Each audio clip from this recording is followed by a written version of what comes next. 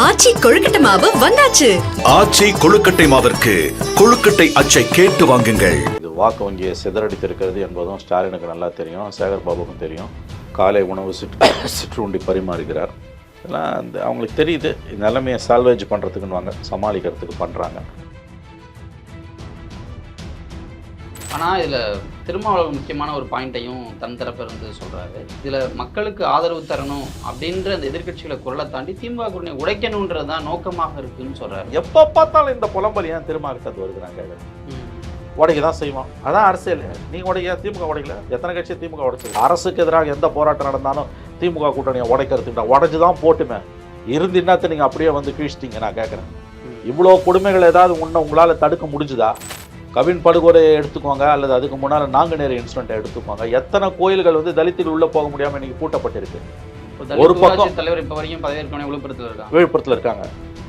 இது வெக்கக்கேடு. இதெல்லாம் எடப்பாடி பீரியட்லேயும் நடந்தது. அவங்க பீரியடில் நடந்தது தானே சார் உங்களுக்கு ஓட்டு போட்டோம்.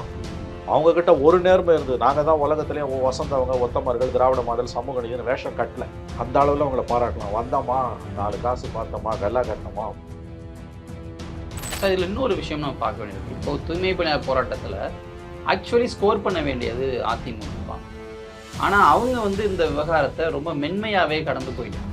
உனக்கு லட்டு மாதிரி தாம்பாள தட்டில் வச்சு கொடுத்தாலும் உன்னால் யூஸ் பண்ணிக்க முடியல. அதுதான் அண்ணா திமுக திமுகமான வித்தியாசம். For all certain things set and ton. DMK is a political party.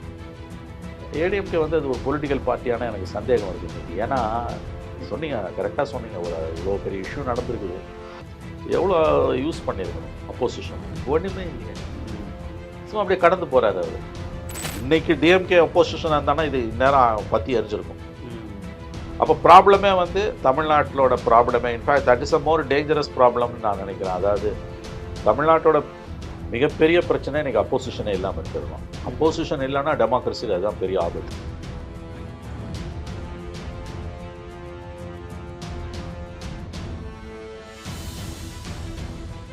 ஆயுர்வேதம் ஒரு பொக்கிஷம், நம் ஆயுள் நீட்டக்கும் அற்புதம். டாக்டர் ஸ்ரீவர்மாஸ். தி டிபேட் நேயர்களுக்கு வணக்கம். பல்வேறு விவகாரங்கள் குறித்து பேசுவதற்காக நம்மோடு மூத்த பத்திரிகையாளர் திரு மணி அவர்கள் இணைஞ்சிருக்கார். சார் வணக்கம். சார் வணக்கம். என்ன சார், இந்த தூய்மை பணியாளர் போராட்டம் ஒரு ட்விஸ்ட் அண்ட் டர்ன்ஸாகவே இருக்குது. இன்னைக்கு போய் சிஎம் எல்லாரும் சந்திச்சிருக்காங்க. அண்ணன் ஸ்டாலின் வந்து எங்களை வந்து நல்லா வைக்க தான் நினைக்கிறாரு, எனக்கு வந்து பிள்ளைல பாருங்கள் வீடு கொடுத்துருக்காருலாம் சொல்லி ரொம்ப நல்ல விஷயங்களை சொல்கிறாங்க. ஆனால் நீங்கள்லாம் அரசை விமர்சிக்கிறீங்க. இல்லை, டேமேஜ் கண்ட்ரோல் பண்ணுறாங்க. இப்போ நண்பர் சேகர் பாபு தலைமையில் ஒரு குழு போய் இன்னைக்கு சுதந்திர தினத்தன்றைக்கு முதலமைச்சரை பார்த்திருக்கிறார்கள். வழக்கமாக கடந்த காலங்களில் கூட சுதந்திர தினம், குடியரசு தினத்தில் வந்து ஆட்சியாளர்கள், அமைச்சர்கள் இவங்களோடலாம் வந்து முதலமைச்சரை பார்த்து தான் ஞாபகம் இல்லை, தூய்மை பணியாளர்களோட ஒரு ஃபோட்டோ ஆப் எடுத்துப்பாங்க. எப்போயுமே அவங்களோட உட்காந்து சாப்பிடுவாங்க. அதான் சமபந்தி போஜனம் மாதிரியான விஷயங்கள் எல்லாமே. இப்பொழுது அந்த பிரச்சனை உங்களுக்கு தெரியும், எல்லாருக்கும் தெரிஞ்ச விஷயந்தான். காவல்துறையை வச்சு கிட்டத்தட்ட ரணகளமாக்கி தான் அவங்கள வெளியில் அனுப்பியிருக்காங்க. உயிரிழப்புகள் இல்லையே ஒழிய பலப்பிரயோகம் செய்யப்பட்டிருக்கிறது. இதை யாரும் விரும்ப மாட்டாங்க, ஸ்டாலினே விரும்ப மாட்டாருன்னு தான் நினைக்கிறேன். இந்த இடத்துல அவங்களுக்கு தெரியுது நல்லாவே, எலெக்ஷனுக்கு இன்னும் 8 மாதத்துக்கு குறைவான காலகட்டமே இருக்கும் பொழுது தூய்மை பணியாளர்களோட பிரச்சனையை பலப்பிரயோகத்தின் மூலம் தீர்த்து வைக்கக்கூடியது என்பது துரதிருஷ்டவசமானது என்பது அவங்களுக்கு நல்லா தெரியும். இது வாக்கு வங்கியை சிதறடித்திருக்கிறது என்பதும் ஸ்டாலினுக்கு நல்லா தெரியும், சேகர் பாபுக்கும் தெரியும். அதனால தான் வந்து டேமேஜ் கண்ட்ரோல்னுவாங்க. அதுக்கு தான் வந்து இன்றைக்கி போய் வந்து முதலமைச்சரை பார்த்து பேசியது. அப்புறம் அவங்களுக்கு வந்து மேயர் பிரியாவே காலை உணவு சிற்றுண்டி பரிமாறுகிறார். இதெல்லாம் அவங்களுக்கு தெரியுது, நிலைமையை சால்வேஜ் பண்ணுறதுக்குன்னு வாங்க, சமாளிக்கிறதுக்கு பண்ணுறாங்க. தனியார் மயம் எப்பயோ தொடங்கிடுச்சு, ஏடிஎம்கே பீரியட்லேயே தொடங்கிடுச்சு. நாளைக்கு 26 ஆட்சி மாற்றம் ஏற்பட்டாலும் இது மட்டுமல்ல, இன்னும் பல துறைகள் தனியார் மயமாக போகின்றன. அதற்கான எல்லா அறிகுறிகளும் இப்பயே தெரிகின்றன. எல்லோரும் வெறும் இந்த துப்புரவு பணியாளரை மட்டும் பார்க்குறாங்க. அதை விட முக்கியமாக பல துறைகள் வந்து சேவை துறைகள், குறிப்பாக போக்குவரத்தெல்லாம் வந்து மேசிவ் ஸ்கேலில் வந்து ப்ரைவேட்டைஸ் ஆக போகுது 26 யார் ஆட்சிக்கு வந்தாலும். திமுக வந்ததுன்னா மற்றவங்க எல்லாரையும் விட ரொம்ப அக்ரஸிவ் ஆகும். ஏன்னு கேட்டிங்கன்னா அதற்கான விதைகளை வந்து சத்தமில்லாமல் அவர்கள் ஊன்றி இருக்கிறார்கள். கடந்த 50 ஆண்டுகளுக்கு மேலாக வந்து இந்தியாவின் ஒரே மாநில தலைநகரம், முழுக்க பொதுத்துறை போக்குவரத்து நிரம்பி இருந்த மாநிலம் என்று சென்னை மாநகரத்தை நாம் சொல்லலாம். தமிழகத்தின் தலைநகர் சென்னை 2 மாதங்களுக்கு முன்பு அரசு போக்குவரத்து கழகங்களை தவிர்த்துட்டு மாநிலத்துக்கு, சென்னை மாநகரத்துக்கு உள்ள மினி பேருந்துகள் 10 ரூட்டில் வந்து மினி பேருந்துகள் மினி பஸ்ஸஸை ப்ரைவேட்டுக்கு அலோவ் பண்ணி சுப்பிரமணியம் கொடியாஸ்ட்டு தமிழிசை தங்கமாண்டி எம்பி அவங்க தொகுதியில் செஞ்சு வச்சா அந்த அம்மா கூட அதில் கலந்துக்கிட்டாங்க. இதெல்லாம் வந்து ரொம்ப மிக முக்கியமான நிகழ்வுகள். இது அடுத்தடுத்து என்ன நடக்க போகுது என்பதற்கான கட்டியங்கூறும் நிகழ்வுகள். இந்த விவகாரத்தை பொறுத்த வரைக்கும் எடப்பாடி பழனிசாமி பீரியட்லேயே வந்து கிட்டத்தட்ட 10க்கும் மேற்பட்ட மண்டலங்களில் 18 மண்டலங்கள் நினைக்கிறேன், அதில் 10க்கும் மேற்பட்ட மண்டலங்களில் வந்து தனியார் மயமாக்கிட்டாங்க. தவிர்க்க முடியாதது, தனியார் மயமாக்கம் என்பது தவிர்க்க முடியாது. ஆனால் அவங்களோட எக்ஸிஸ்டிங் சேலரியை ப்ரொடெக்ட் பண்ணாமல் அப்படியே அவங்கள தூக்கி தெருவில் விடுறது என்பது வந்து அதுதான் வந்து அதில் இருக்கக்கூடிய மிகப்பெரிய ஒரு விஷயமா இருக்குது. எலெக்ஷன் டைமில் நீங்கள் வந்து அதை வந்து ஏன் இவ்வளோ அக்ரெசிவாக பண்ணுறீங்க, வெறும் ஒரு அதில் பாதிக்கப்படுறவங்க ஒரு 2000 பேரை என்னமோ சமாளிச்சுக்கலான்ற எண்ணத்தில் பண்ணாங்களான்னு தான் நமக்கு தோணுது. கையாண்ட விதம் தான் எனக்கு தெரிஞ்சு தவறே ஒழிய இன் பிரின்சிபல் வந்து நான் எப்படி சொல்கிறேன்னா, தனியார் மயத்தை இனி யாராலையும் தடுக்க முடியாது. தயவு செய்து அதை புரிந்து கொள்ளுங்கள். 26ல் யார் ஆட்சிக்கு வந்தாலும் தனியார் மயமாக்கலை தடுக்க முடியாது. இதை விட அக்ரெசிவாக பண்ண போகிறாங்க. 26ல் ஆட்சிக்கு வரக்கூடிய அரசு அது 31ல் அடுத்த கவர்மெண்ட் வரும்போது, அல்லது ஒன் நேஷன் ஒன் எலெக்ஷன்னா 29ல் எப்போ வந்தாலும் அந்த கவர்மெண்ட்டு இறங்கும் பொழுது தமிழ்நாடோட அரசு துறைகள் முகமறியாத அளவுக்கு மாறி போயிருக்கும். அதை நோக்கி தான் நம்ம இன்றைக்கி நகர்ந்துக்கிட்டு இருக்கோம். அதனால் இந்த தூய்மை பணியாளர் விவகாரம் என்பது இன் பிரின்சிபல் பார்த்திங்கன்னா, இன் பிரின்சிபல் கவர்மெண்ட்டை வந்து நீங்கள் வந்து இந்த கவர்மெண்ட்டை மட்டும் குறை சொல்ல முடியாது. இது எடப்பாடி கவர்மெண்ட்டோட தொடர்ச்சி தான். கையாண்ட முறை தவறு. அவன் பாட்டு போராடினாலும் இன்னும் போராடிட்டே போயிருக்கலாம். எனக்கு தெரிஞ்சு ஒன்றும் ஆகிடாது. ஏன்னா 10 நாளாக அந்த வழியாக போக்குவரத்துக்கு போகிறவங்க யாருமே வந்து அங்கே வந்து டிராஃபிக் பாதிக்கப்பட்டதுன்னு சொல்லவே இல்லை. இத்தனைக்கும் நீங்கள் மேற்கு பகுதியிலேருந்து, சென்னையோட மேற்கு பகுதியிலேருந்து அங்கே போகிறீங்கன்னா அதை தாண்டி தான் சென்ட்ரல் ரயில்வே ஸ்டேஷனுக்கு போகணும், அதை தாண்டி தான் ஜிஹெச்சுக்கு போகணும், அதை தாண்டி தான் ஹைகோர்ட்டுக்கு போகணும். இதே எத்தனையோ நீதிபதிகளும் அந்த பக்கம் கிராஸ் பண்ணி தான் போயிருப்பாங்க. அதனால் அந்த மக்கள் ஒரு சிறு துளி அளவும் வந்து போக்குவரத்துக்கு பாதிப்பு இல்லாமல் தான் செஞ்சாங்க. கன்வின்ஸ் பண்ணி இருந்திருக்கலாம். அதை கோட்டை விட்டுட்டு கடைசி நேரத்தில் போலீஸை வச்சு அடித்ததும், அதே மாதிரி வந்து அங்கே வழக்கறிஞர் போராடினவங்களை அடித்ததும் அது இன்ஹியூமன். அப்படி தான் நான் இதை பார்க்குறேன். மற்றபடி வந்து இந்த விவகாரத்தில் இது எடப்பாடி அரசாங்கத்தின் தொடர்ச்சி தான். நாளைக்கு யார் வந்தாங்கன்னாலும் இது இப்படியே தான் நடக்க போகுது. இந்திய பொருளாதாரமே உங்களுக்கு இந்தியாவோட எல்லா துறைகளுமே வந்து சேவை துறைகள் எல்லாமே தனியார் மயமாக்கல் என்பது இனி தவிர்க்க முடியாதது. ஏன்னா உங்களுக்கு இந்தியாவோட நிதி கொள்கையில் ஏற்பட்டிருக்கக்கூடிய மிகப்பெரிய மாற்றங்களும் சர்வதேச அமைப்புகளுக்கு இந்தியா கொடுத்துருக்கக்கூடிய வாக்குறுதிகளையும் வைத்து பார்க்கும்பொழுது கவர்மெண்ட்டுக்கான அந்த சுமை என்பதை எவ்வளோ தூரம் நாங்கள் ஆஃப்லோடு பண்ணுறோமோ அவ்வளோ தூரம் ஆஃப்லோடு பண்ணுறோன்றது தான் இந்த புதிய பொருளாதார கொள்கை. ரொம்ப சுருக்கமாக நம்ம பேசுகிறேன், ரொம்ப பாமரத்தனமாக கூட நீங்கள் வச்சுக்கலாம், ரொம்ப வேகாக பேசுகிறதுனா கூட. சேவைத்துறைகளை எந்த அளவுக்கு நீங்கள் வந்து கைவிடுறீங்களோ அந்த அளவுக்கு தான் உங்களுக்கு நிதி உதவி கிடைக்கும். எவ்வளவு துறைகளிலிருந்து அரசு வெளியேற முடியுமோ அவ்வளவு துறைகளிலிருந்தும் அரசு வெளியேற வேண்டும். அப்போ தான் வந்து உங்களால் சமாளிக்க முடியும் என்பதுதான் இன்றைக்கு இருக்கக்கூடிய நிலவரமாக இருக்கிறது. எச்சரிக்கையுடன், இன்னும் கொஞ்சம் பொறுமையுடன், இன்னும் கொஞ்சம் டாக்டிக்கலாக கையாண்டு இருக்கலாமோ என்று தான் எனக்கு தோன்றுகிறது. அப்படித்தான் நான் இதை பார்க்கிறேன். ஆனால் இதில் திருமாவளவன் முக்கியமான ஒரு பாயிண்ட்டையும் தன் தரப்பில் வந்து சொல்கிறாரு. நான் தனியார் மயத்தை எதிர்க்கிறேன், ஆனால் வந்து இதில் மக்களுக்கு ஆதரவு தரணும் அப்படின்ற அந்த எதிர்க்கட்சிகளை குரலை தாண்டி திமுக குரலை உடைக்கணுன்றது தான் நோக்கமாக இருக்குன்னு சொல்கிறாரு. இந்த போராட்டத்துக்கும் இதுக்குமா சம்மந்தம் இருந்துடும்? இது இப்போ வந்து ஒரு விதமான பேரனாயின்வாங்க, அது சரியான தமிழ் வார்த்தை எனக்கு தெரியல. இந்த அரசுக்கு எதிராக யார் பேசினாலும், எவ்வளவு ஆக்கப்பூர்வமான விஷயங்களின் அடிப்படையில் திமுக அரசுக்கு எதிராக விமர்சனங்களை வச்சாலும், திருமாகிட்டேருந்து வரக்கூடிய வார்த்தை கூட்டணியை உடைக்க பார்க்கிறார்கள், கூட்டணியை உடைக்க பார்க்கிறார்கள், கூட்டணியை உடைக்க பார்க்கிறார்கள். கிளிப்பிள்ளை போல் அதை சொல்லி கொண்டிருக்கிறார். இந்த கூட்டணி உடஞ்சி தான் போட்டுமே, என்ன நாட்டுக்கு கேடு வந்துருக்குது. அவ்வளோ அட்டுவழி நடந்துட்டு இருக்குது. இந்த ஒரு போராட்டம், இந்த ஒரே ஒரு இதை விஷயத்த சொல்லி எத்தனை நாளைக்கு நீங்கள் காப்பாற்ற போகிறீங்க, எத்தனை நாளைக்கு தப்பிக்க போகிறீங்க? அப்படின்னா நீ ஒழுங்காக இருக்கணும். ஒரு பக்கம் தலித்துகளுக்கு எதிரான கொடுமைகள் அதிகரிச்சுக்கிட்டே போவோம், ஒரு பக்கம் வந்து ஆணவ படுகொலைகளுக்கு தனி சட்டம் ஏற்ற மாட்டேன்னு சொல்லுவாங்க, ஒரு பக்கம் தலித்துகளுக்கு எதிரான கொடுமைகளுக்கு எதிராக சிபிஎம் மாதிரியான அமைப்புகள் களத்தில் இறங்கி போராடும் போது ஆதிக்க சாதிகளுக்கு ஆதரவாக வந்து நிற்கிறது வந்து திராவிட கட்சிகளை சார்ந்தவங்க தான். சிஸ்டமேட்டிக்காக கட்டமைப்பு ரீதியாக தலித்துகளுக்கு எதிரான கொடுமைகள் தமிழகத்தில் நாளும் பொழுதும் அதிகரிச்சுக்கிட்டு இருக்குது. இந்த விஷயத்தை விடுங்க, கன்சர்வன்சி ஒர்க்கர்ஸை விடுங்க, இது யார் வந்தாலும் மாற போகிறதில்ல. இது ஒரு ஜஸ்ட் டைனி இஷ்யூ தான். இது ஒரு சிறு துளி தான். ஓவராலாக வந்து தமிழ் சமூகம், தமிழ்நாட்டோட சமூகம் சாதியவாதிகளோட பிடியில் இருக்குது. 18 வயசு பையன் ஜாதி பேரை தான் பின்னால் போட்டுக்கிறான். சாதி குழுக்களுக்கான ஆதரவை அரசாங்கமே கொடுக்குது. மந்திரி போய் வந்து சாதி மாநாட்டில் கலந்துக்கிறான். அப்போ திராவிட மாடல்னு சொல்கிறதுக்கான எந்த தகுதியும் அருகதியுமே இந்த அரசுக்கு கிடையாது, திமுகவுக்கு கிடையாதுன்னும் பொழுது இந்த கட்சியோட பிஜேபி வந்துடுன்ற ஒரே காரணத்துக்காக நீங்கள் அட்டை போல் ஒட்டி கொண்டிருப்பீர்களே ஆனால் உங்கள் மீதான விமர்சனங்கள் எழுவது தவிர்க்க முடியாதது. 18 வயசு பையன் ஜாதி பெயரை பின்னால் போட்டுக்கிறான்னா திராவிட இயக்கத்தோட தோல்வி. இந்தியாவிலேயே வந்து ஜாதி பெயரை பின்னால் போட்டுக்காத ஒரே மாநிலம் தமிழ்நாடு. ஆனால் இன்றைக்கி நிலைமை ரிவர்ஸில் போகுது. மறந்து விடாதீர்கள், எல்லா சாதி பெருமையும் எல்லா சுய சாதி பெருமையும் தலித்துகளுக்கு எதிரானது. அப்படி இருக்கும்பொழுது வந்து பிஜேபி எதிர்ப்பு என்கின்ற அது உயர்ந்த நோக்கம்தான், மாற்று கருத்துக்கு இடமில்லை. ஆனால் அதை ஒன்றை மட்டும் வச்சு சொல்லி எத்தனை நாளைக்கு இங்கே நடக்கக்கூடிய அட்டூழியத்தை திருமாவளவன் நியாயப்படுத்த போகிறார்? இந்த அரசுக்கு எதிராக எந்த போராட்டம் நடந்தாலும் திமுக கூட்டணியை உடைக்கிறதுக்குண்டா உடைஞ்சு தான் போட்டுமே இருந்து என்னத்தை நீங்கள் அப்படியே வந்து கீழ்ச்சிட்டீங்க. நான் கேட்குறேன், இவ்வளோ கொடுமைகள் ஏதாவது ஒன்று உங்களால் தடுக்க முடிஞ்சுதா?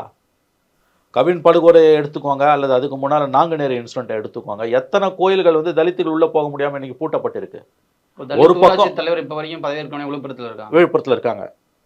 இது வெக்கக்கேடு. இதெல்லாம் எடப்பாடி பீரியட்ல நடந்தது. அவங்க பீரியட்ல நடந்தது தானே சார் உங்களுக்கு ஓட்டு போட்டோம். அவங்க கிட்ட ஒரு நேர்மை இருந்தது. நாங்கள் தான் உலகத்திலேயே வசந்தவங்க, ஒத்தமர்கள், திராவிட மாடல், சமூக நீதினு வேஷம் கட்டல. அந்த அளவில் அவங்கள பாராட்டலாம். வந்தோமா, 4 காசு பார்த்தோமா, கல்லா கட்டினோமா, போனோமான்னு இருந்தாங்க. எவ்வளவு கொடுமை நடக்குது இந்த 4.5 வருஷத்துல. ஆனால் இன்னொரு பக்கம் பேச்சு மட்டும் எவ்வளோ பெரிய பேச்சு. வைக்கம் போராட்டத்தோட 100ஆண்டு விழாவை ஸ்டாலினும் பினராயி விஜயனும் கொண்டாடுறாங்க. அதே நேரத்தில் மேல்பாதி கோயில் பூட்டி கிடக்குது. 2 விஷயம் ஒன்று தானே. தலித்துகளுக்கு உள்ளே போக முடியலன்னு பூட்டப்பட்ட கோயிலை திறந்து உள்ளே அழைச்சிட்டு போகணும்னு ஹைகோர்ட்டோட ரிப்பீட்டட் ஆர்டர்ஸை மீறி உங்கள் கவர்மெண்ட் அதை பூட்டி வச்சிருக்கு. லாண்ட் ஆர்டர் ப்ராப்ளம் வரும்னு. இதை ஒரு பக்கம் வச்சுட்டு இன்னொரு பக்கம் நீங்கள் வைக்கத்துக்கு போகிறீங்கன்னா இதை விட உங்களுக்கு வந்து எவ்வளவு தூரம் இது ஒரு வெட்கங்கட்ட செயல். இது எடப்பாடி பீரியடில் கூட நடக்கலைன்ற நான் கண்டதேவி தேரோட்டத்தை இழுக்கிறதுக்கு எத்தனை முறை வந்து கோர்ட்டுக்கு போக வேண்டியிருக்கு.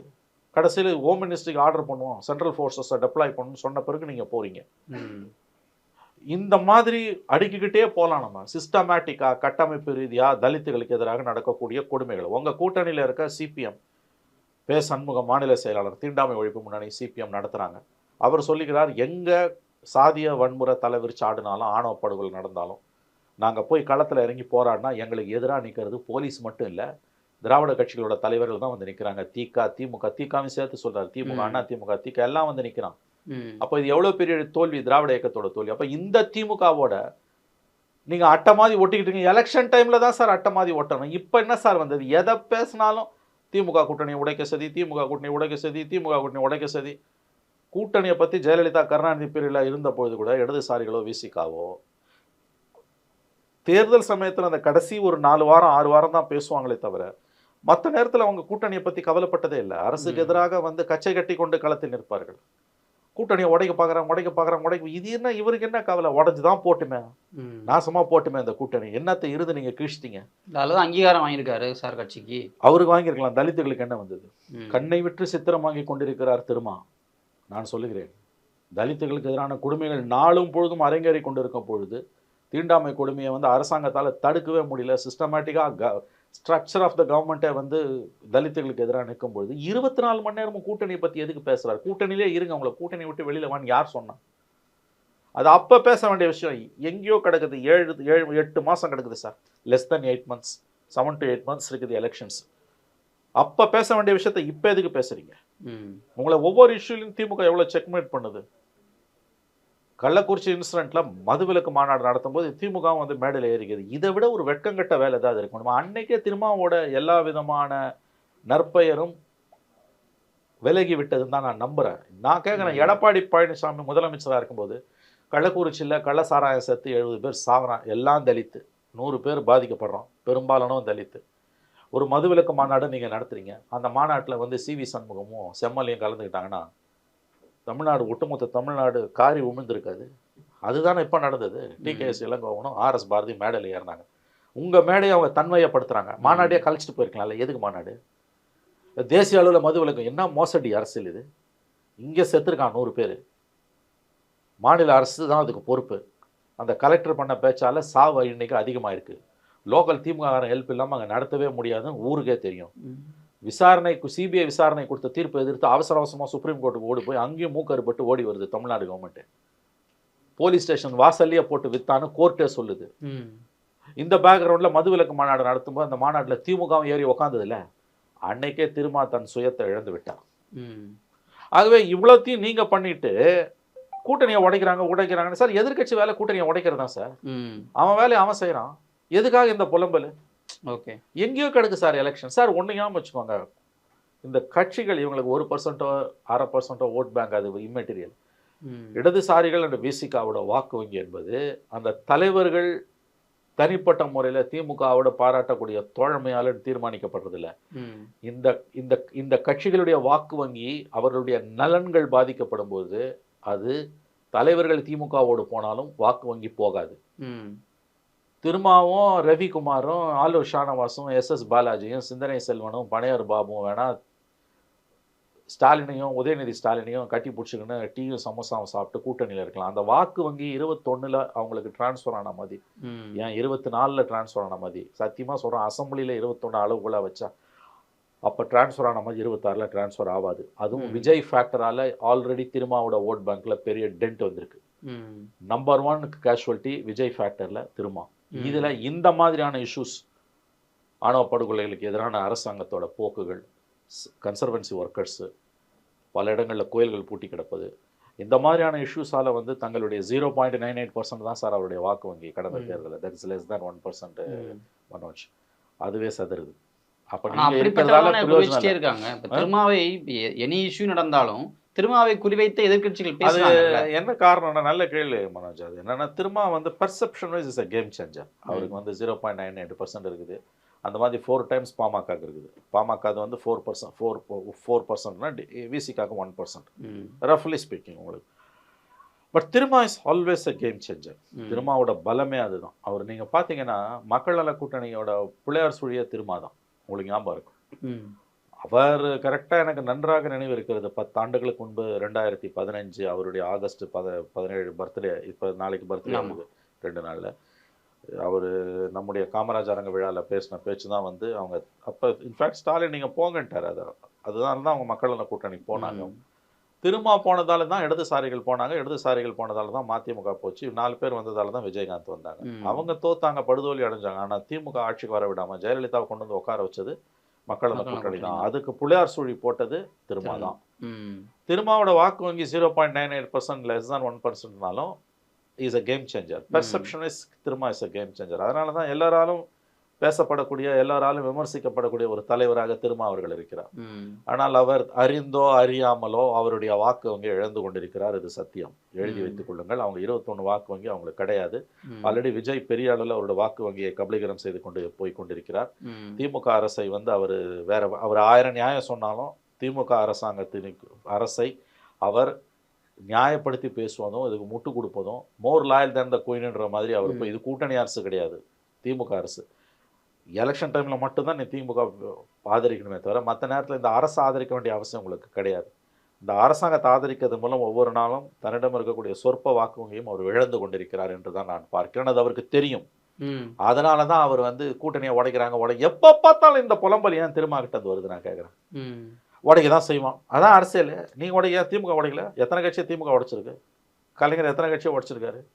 அவர் உடைக்காத கட்சி உண்டா? கலைஞர் உடைக்காத கட்சி உண்டா இந்தியாவில்? அதான் அரசியல். அப்புறம் எதுக்கு இந்த புலம்பல்? எதுக்கு தேவையற்ற புலம்பல்? தன் வாக்கு வங்கியை அறிந்தோ அறியாமலோ திரும்ப இழந்து கொண்டிருக்கிறார். இதுதான் கம்யூனிஸ்டுகளோட நிலைமை, எழுதி வைத்துக் கொள்ளுங்க. சாம்சங் போராட்டம், இப்போ நடந்த தூய்மை பணியாளர் போராட்டம், மின்வாரிய ஊழியர்கள் போராட்டம், போக்குவரத்து தொழிலாளர் போராட்டம், அரசு ஊழியர்கள் போராட்டம், செவிலியர்கள் போராட்டம், சாலை பணியாளர்கள் போராட்டம், நீங்கள் கணக்கில் அடங்காமல் சொல்லிக்கொண்டே போகலாம்.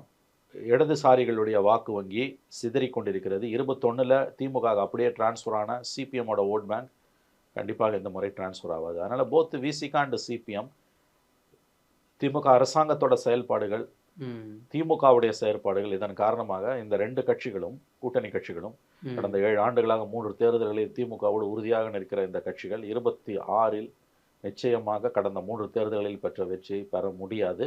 ஏன்னா அந்த ஓட் டிரான்ஸ்ஃபர் கண்டிப்பாக நடக்காது. இது பர்ஃபார்மன்ஸில் வரப்போகுது. 19, 24 அளவுகள் கிடையாது பார்லிமெண்ட் எலெக்ஷன். 21 தான் அளவுகள்.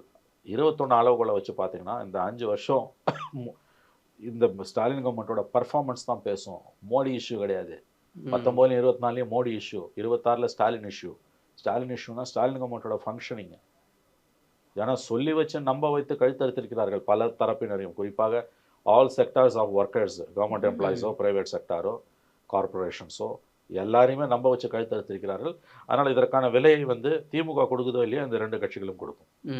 ஆனால் இப்போ இந்த விமர்சனங்கள் சரின்னு வச்சுக்குவோம். இப்போ வந்து திரும்ப செயல்படக்கூடிய விதமோ இல்லை அவர் வந்து இந்த எதுக்கு எடுத்தாலும் கூட்டணியை உடைக்க முயற்சிக்கிறாங்க அப்படின்னு சொல்லி தப்பிக்க பார்க்குற விமர்சனம் சரின்னு ஒரு பக்கம் வச்சுக்கிட்டாலும் கூட இதை திரும்ப ஏன் செய்யணும் மறுபடியும் அவருக்கு என்ன இதில் லாபம்? இல்லைங்க, அவருக்கு ஆப்ஷன் இல்லைங்க. நான் அவரை பார்த்து பரிதாபப்படுகிறேன். அவர் கொள்கை வழி நிற்கக்கூடிய ஒரு தலைவர் தான். நான் உங்ககிட்டயே 2-3 நேர்காணல்களில் பதிவு செய்திருக்கிறேன். உங்களுக்கு நினைவிருக்கும் என்று நம்புகிறேன். அவர் 2014 மோடி கவர்மெண்ட் வந்த பிறகு இந்த 12 ஆண்டுகளில் பிஜேபிக்கு வேலை போகாத ஒரே தலித் தலைவர் நம்முடைய திருமா தான். கன்னியாகுமரியில், காஷ்மீர்லேருந்து கன்னியாகுமரி இருக்கும். மாயாவதி ஆஃப் பண்ணானுங்க. இப்போ இவர் வந்து உதித்ராஜ் போயிட்டு திரும்ப வந்தார். பிஜேபியில் எம்பியாகவே இருந்தார். அத்வாலே ஓடிய போட்டார். சிராக் பாஸ்வான் அங்கே ஓடி போட்டார். அம்பேத்கரோட ஒரு செக்ஷன் ஆஃப் அம்பேத்கர் ஃபேமிலியில் ஒரு செக்ஷன் வந்து அந்த பக்கமே போய் சரண்டர் ஆகிடுச்சு. அதாவது தலைவர்கள் மட்டும் இல்லை, நல்லா புரிஞ்சுக்கோங்க, இது தனிப்பட்ட தலைவர்களுடைய ஆசாபாசங்கள், அவர்களுடைய எதிர்பார்ப்புகள், அவங்க கரப்ட் ஆனது அப்படி மட்டும் பார்க்க வேண்டாம். தலித் ஓட் பேங்கே பிஜேபிக்கு போயிருக்கு வட இந்தியாவில் பல இடங்கள்ல. அது உண்மை. தலித் ஓட் பேங்கே பிஜேபிக்கு போயிருக்கு. அப்படி பார்க்கும்போது தமிழ்நாட்டில் ஒரே 3 முறை எம்பி ஆகி பிஜேபிக்கு வேலை போகாத ஒரே தலைவர் அந்த மோடி 2.0 3.0 எம்பியா இருக்காரு. அவருடைய வாக்கு வங்கியும் பிஜேபி பக்கம் போகாம இருக்குது. இப்போ நீங்க பாத்தீங்கன்னா கிருஷ்ணசாமி கதை வேற. கிருஷ்ணசாமி ஓப்பனா ஆர்எஸ்எஸ் லைன் எடுக்கிறாரு. கொஞ்சமாவது அந்த பிஎல் ஓட்டுன்னு சொல்லக்கூடியவர்கள், அந்த மல்லர்களோ பல்லர்களோ அந்த ஓட்டு வங்கி தேவேந்திர குல வேளாளர்கள் அந்த ஓட்டு அந்த பக்கம் டிரான்ஸ்ஃபர் ஆகும். கொஞ்சமாவது அவன் even it is a tiny %, சில ஆயிரம் வாக்குகளாவது பிஜேபிக்கு போகும். அந்த டேஞ்சர் கூட இங்கே நடக்கல. அதுக்கு முக்கியமான காரணம் திருமாவோட தலைமை, அவரோட கொள்கை பிடிப்பு. சிக்கலே வந்து ஸ்டாலின் கவர்மெண்ட் தான். இப்போ எடப்பாடி கவர்மெண்ட் இருக்கும்போது அட் அ டைம் மோடியையும் எடப்பாடியையும் எதிர்க்க முடிஞ்சது மத்திய மாநில அரசுகளுக்கு எதிராக. மத்திய மாநில அரசுகளே மானங்கட்ட அரசுகளே இதுதான் கோஷமாகவே இருக்கும். சிபிஎம் விசிகாவோட பேரணிகளில் பார்த்தீங்கன்னா காலகாலமாக மத்திய மாநில அரசுகளே மானங்கட்ட அரசுகளே தான் ஆரம்பிப்பாங்க கோஷமே. இன்னைக்கு வந்து மத்திய அரசு வேணா மானங்கட்ட அரசுன்னு சொல்லாம முடியாது, மாநில அரசு நீ மானங்கட்ட அரசுன்னு சொல்ல முடியாது. உனக்கு ஏதோ ஒன்று பிடிச்சி. அதுக்கு தான் இப்போ இந்த போலீஸ்னு ஒருத்தர் வந்துருக்காங்க சார். எல்லாத்துலேயும் போலீஸ் தான் பண்ணுறாங்கன்னு இவங்க சொல்கிறாங்க. இல்லைங்க, போலீஸ் எல்லா காலத்துலையும் பண்ணுதுங்க. ஏஜென்ட் ப்ரொவோகேட்டர்ஸ் எல்லா கவர்மெண்ட்லையும் இருந்திருக்காங்க. மக்சிம் கார்கியோட கதையை எடுத்து படிச்சு பாருங்க. ஏஜென்ட் ப்ரொவோகேட்டர்ஸ்ன்றவங்க ஸ்டேட்டோட ஒரு இன்ஹரண்ட் பார்ட்டு மனோஜ். அதாவது புரட்சிக்கு முந்தின ரஷ்யாவோட அந்த நாவல்ஸை எடுத்து நீங்கள் படிச்சிங்கன்னா எல்லா காலங்களிலுமே வந்து அதிகார வர்க்கம், காவல்துறை என்பது அதிகார வர்க்கத்தின் கையாள். உங்களுக்கு வந்து the watchdog of the government. அந்த போலீஸ் வந்து யார் அதிகாரத்தில் இருக்காங்களோ, யார் தலைமை அமைச்சராக இருக்காங்களோ, யார் ராஜாவாக இருக்காங்களோ அவங்களுக்கு வந்து குற்றேவல் புரிவதும் அவங்களோட இன்ட்ரெஸ்ட்டை காப்பாற்றுறதும் போலீஸோட வேலை. That's an institution, not individual. அந்த இன்ஸ்டிடியூஷனோட one of the inherent jobs work என்னன்னு கேட்டிங்கன்னா, எதிராக இருக்கவனை வந்து ஊடுருவி இன்னும் அதிகமாக அரசுக்கு எதிராக அவனை பேச வச்சு அவனோட நம்பகத்தன்மையை சிதைச்சு அழிக்கிறது. That's why they're called agent provocateurs. கார்கியோட இவங்கெல்லாம் வெறும் இந்த தாயை மட்டும் பிடிச்சுன்னு தூங்குவாங்க. அதை தவிர எவ்வளோ ஒர்க்ஸ் கார்கி இது இருக்குது. அவரோட அந்த ஒர்க்கெல்லாம் நீங்கள் பார்த்தீங்கன்னா வந்து அதில் வந்து புரட்சிக்கு முந்தின ரஷ்யாவில் வந்து நடந்த பல விஷயங்கள் வந்து உங்களுக்கு வந்து தெரிய வரும். Of course mother is one of the finest works. Agent provocateurs எல்லா காலத்துலையும் இருக்காங்க. இப்போ நீங்கள் சொல்கிறது போலீஸ் ஊடுருவி சொல்லுதுன்னா அதை நீ சமாளிக்கணும். அதுக்கு தான் நீ கட்சி நடத்துகிற. ஏஜென்ட் ப்ரொவோகேட்டர்ஸ் இல்லாமல் எந்த கவர்மெண்ட்டுமே கிடையாது, எந்த போலீஸுமே கிடையாது. திஸ் இஸ் த சிஸ்டம் உங்களுக்கு வந்து. ஸோ அது மேலே பழியை போட்டுட்டு திரும்ப தப்பிட முடியாது. கோஷம் போடுறத விடுங்க, உள்ளுக்குள்ளே இருந்து பண்ணக்கூடிய பல காரியங்கள் இருக்குல்ல. ஏஜென்ட் ப்ரொவோகேட்டர்ஸ் என்னெல்லாம் பண்ணுவாங்கன்றது தெரியும். கலைஞருக்கு தெரியும், ஸ்டாலினுக்கு தெரியும், ஏன் திருமாவுக்கும் தெரியும். புலம்பாத, புலம்பி பிரயோஜனம் கிடையாது. இப்போ நம்ம சொல்கிறது வந்து நீங்கள் அவருக்கு என்ன லாபடுறீங்க? ஒரு விதத்தில் அவர் பரிதாபத்துக்குரியவர், கையறு நிலையில் இருக்கிறார். மோடி கவர்மெண்ட்டை எதிர்க்கும் போது, எடப்பாடி இங்கே இருக்கும்போது 2 பேரையும் ஈக்குவலாக எதிர்க்கும் போது அவருக்கு இருந்த லக்ஸுரி இப்போ இல்லை. ஏன்னா இங்கே ஸ்டேட் கவர்மெண்ட்டும் ஈக்குவலி ரெஸ்பான்சிபிள். எல்லா அதிகாரமும் மத்திய அரசுக்கு தான், மாநிலங்களுக்கு ஒன்றுமே இல்லை. அப்கிரேடட் முனிசிபாலிட்டி என்று சிலர் சொல்லுவது அயோக்கியத்தனமான வாதம்.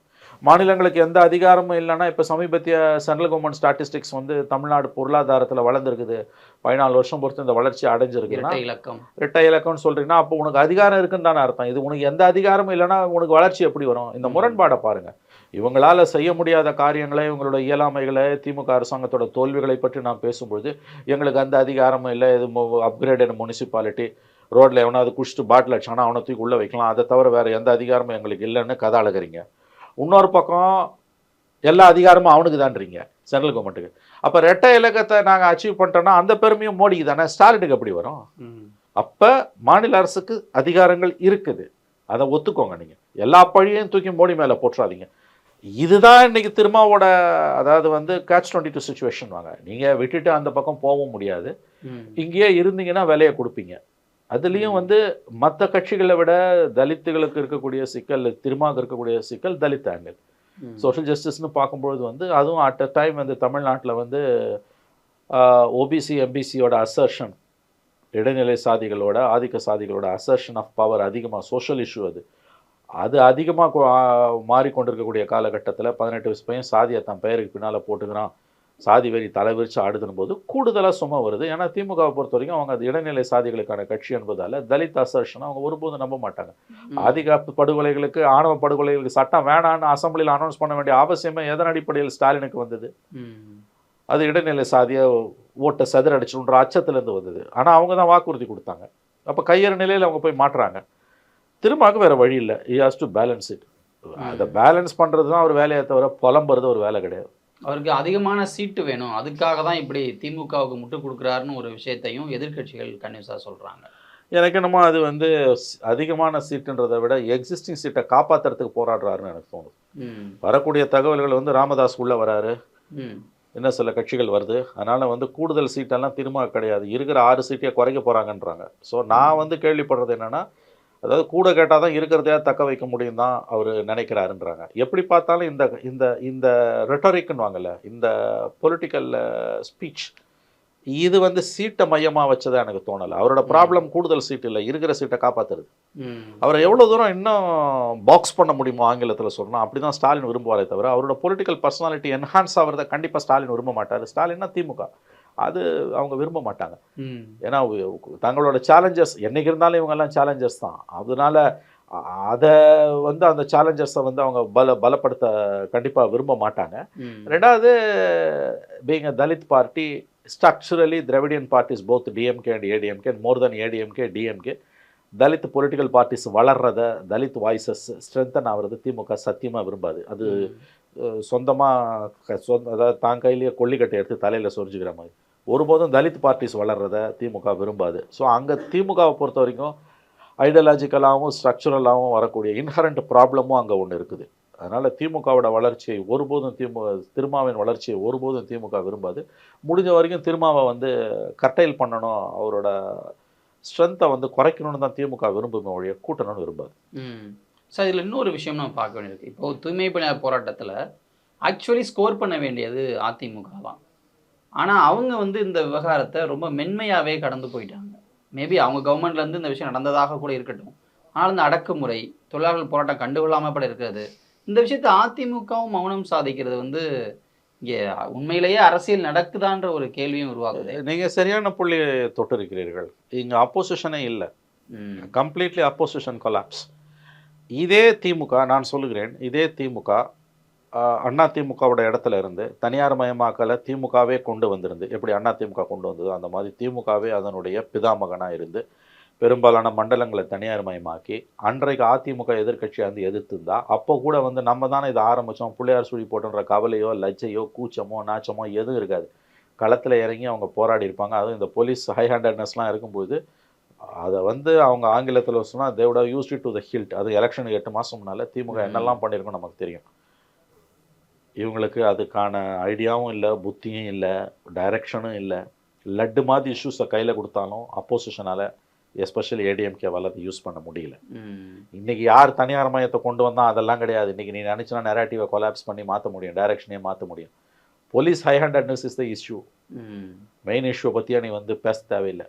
உனக்கு லட்டு மாதிரி தாம்பாளத்தட்டில் வச்சு கொடுத்தாலும் உன்னால் யூஸ் பண்ணிக்க முடியல. அதுதான் அண்ணா திமுகவுமான வித்தியாசம். For all certain things set and ton, DMK is a political party. ADMK வந்து அது ஒரு பொலிட்டிக்கல் பார்ட்டியான எனக்கு சந்தேகம் வருது இன்றைக்கி. ஏன்னா சொன்னீங்க, கரெக்டாக சொன்னீங்க, ஒரு இவ்வளோ பெரிய இஷ்யூ நடந்திருக்குது. That to the elections, run up to the elections, 8 மாதம் தான் எலெக்ஷன்ஸ் இருக்குது. எலெக்ஷனுக்கு 8 மாதம் முன்னால் இப்படி ஒரு இஷ்யூஸ் சென்னை மாநகரத்தில் நடக்குது. சோஷியல் மீடியாவில் போட்டு கிழிக்கிறான், அவங்களுக்கு பார்த்துருப்பீங்க. அந்த visuals are very disturbing visuals. எவ்வளோ யூஸ் பண்ணியிருக்கணும் அப்போசிஷனை, ஒன்றுமே இல்லையா. ஸோ அப்படியே கடந்து போகிறாரு அவர். இது வந்து நாளைக்கு நம்ம ஆட்சிக்கு வந்தோன்னா நம்மளும் இப்படியே தான் பண்ணுவோம், நம்ம எதுக்கு அவங்கள மாதிரி போலியான வாக்குறுதி கொடுக்கணுன்ற அந்த ஒரு மேன்மையான குணத்தில் முட்டாள்தனமானது. எலெக்ஷன் இது கையில் கிடைக்க எதை எடுத்தோன்னு அடிக்கலாம் ரூலிங் பார்ட்டி. அப்போ எவ்வளோ இஷ்யூஸை கையில் கொடுத்தாலும் உன்னால் ஹேண்டில் பண்ண முடியாது. This shows the weakness of opposition in Tamil Nadu. இதுதான் தமிழ்நாட்டோட பெரிய டேஞ்சர். நம்ம அடிக்கடி பேசியிருக்கோம் மனோஜ், ஒரு வலிமையான ஜனநாயகத்துக்கு ஆளும் கட்சி பலவீனமாக இருக்கலாம், எதிர்கட்சி பலவீனமாக இருக்கக்கூடாது. 17லேருந்து 21 ஜெயலலிதா டெத்துக்கு பிறகு ரோபஸ்ட் அப்போசிஷனாக டிஎம்கே இருந்தது. எல்லாம் முன்னால் வந்து ஸ்டாலின் கொடி பூஷ் நிற்பார். கொரோனாவில் லைசன்ஸ் பர்மிட் இல்லாமல் கனிமொழியும் உதயநிதியும் தூத்துக்குடி போனாங்கன்னு அது ஒரு கேஸ் போட்டாங்க. வீட்டு வாசல்லையாவது தட்டியை பூஷ் நிற்பார் ஸ்டாலின். அதே மாதிரி வந்து அந்த கஸ்டோடியல் டெத்துக்கு பெனிக்ஸ் ஜெயராஜ் கேஸு, பாலியல் வன்முறை பொள்ளாச்சி கேஸு, தூத்துக்குடி துப்பாக்கி சூடு, ஸ்டெர்லைட்டு எவ்வளோ யூஸ் பண்ணாங்க. நீங்கள் எந்த இஷ்யூ கொடுத்தாலும் இவ்வளோ யூஸ் பண்ண முடியல. இன்றைக்கி டிஎம்கே அப்போசிஷனாக இருந்தானா இது இந்நேரம் பற்றி எரிஞ்சிருக்கும். அப்போ ப்ராப்ளமே வந்து தமிழ்நாட்டிலோட ப்ராப்ளமே in fact that is a more dangerous ப்ராப்ளம்னு நான் நினைக்கிறேன். அதாவது தமிழ்நாட்டோட மிகப்பெரிய பிரச்சனை இன்றைக்கி அப்போசிஷனே இல்லாமல் இருக்கிறது தான். அப்போசிஷன் இல்லைன்னா டெமோக்ரஸிக்கு அதுதான் பெரிய ஆபத்து. ரூலிங் பார்ட்டி வீக்காக இருக்கலாம், அப்போசிஷன் வீக்காக இருக்கக்கூடாது. ஸ்டாலின் நம்ம பேசுகிறோமா, is a luckiest chief minister. He may be a luckiest chief minister, but Tamil Nadu is not luckiest state. ஏன்னா அப்போசிஷன் ஸ்ட்ராங்காக இல்லைன்னா டெமோக்ரஸிக்கும் ஆபத்து. ரூலிங் பார்ட்டியை பொறுத்த வரைக்கும் எப்போ அவங்க காலை கீழே பூமி ஸ்லிப் ஆகுதுன்னு அவங்களுக்கு தெரியாது. டவுன்ஃபால் வந்து வில் பி அட் ஒன் கோன்னுவாங்க. அப்போசிஷன் இருந்ததுன்னா உங்களுக்கு வந்து தவறுகள் இருக்கும்போது அது திருத்திக்கிறதுக்கு ஒரு வாய்ப்பு இருக்குது. அதுவும் மீடியா வந்து unfortunately 90% of the Tamil Nadu media DMK கண்ட்ரோலில் இருக்கிறதால, லைக் மோடி கவர்மெண்ட் கண்ட்ரோலில் டெல்லி மீடியா இருக்கிறதால, this is also godi media, மடியில் உட்காந்துருக்க மீடியாவாக இருக்கிறதால டிசன்ட்டே இங்கே இல்லை. அதுக்கு ஒரு செக்ஷன் ஆஃப் மீடியா ஃப்ரெண்ட்ஸ் என்ன சொல்கிறாங்கன்னா, அப்போசிஷன் கையில் எடுக்கல அதனால் நாங்கள் ரிஃப்ளெக்ட் பண்ண முடியலன்றாங்க. அது ஓரளவு உண்மை, ஃபுல்லாக உண்மை இல்லை. நீ கையில் எடுக்கணும். So opposition collapse, media 90% DMK கண்ட்ரோலில் இருக்குது, டிசன்ட்டே கிடையாது. டிசன்ட் ஆட்சியாளர்கள் விரும்புகிறதே இல்லை. எல்லாமே ஃபோட்டோ ஆப்பர்ச்சுனிட்டி, ஃபோட்டோ ஷூட்லேயே வண்டி ஓடுதுன்னும் பொழுது அதுதான் வந்து டெமோக்ரஸிக்கு மிகப்பெரிய த்ரெட். ஒரு விசிகாவும் எஸ்பெஷலி சிபிஎம்மும் நடத்துகிற போராட்டத்தை கூட இன்றைக்கி அக்ரெசிவாக இவங்களால நடத்த முடியல. யாரால்? ஏடிஎம்கேவால் நடத்த முடியல. ராஜரத்னம் ஸ்டேடியத்தில் ஆர்ப்பாட்டத்தை சிபிஎம் பண்ணுது, ஏடிஎம்கே எங்கே போச்சு? தூய்மை பணியாளர்களே பார்த்தீங்கன்னா அன்னைக்கு நள்ளிரவு கைதப்போ சிபிஎம் தான் முழுக்க இருந்தாங்க.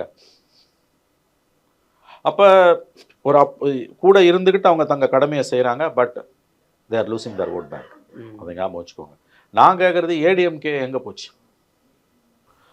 So it's a peculiar situation. நீங்கள் கேட்டிங்களே அது எங்கே தான் போகுதுன்னு கேட்டிங்களே, that's a very disturbing thing. You're right. அந்த டிஸ்டர்பன்ஸ் உங்களுக்கு இருக்குது, அதனால தான் அந்த கொஸ்டினை கேட்டிங்க.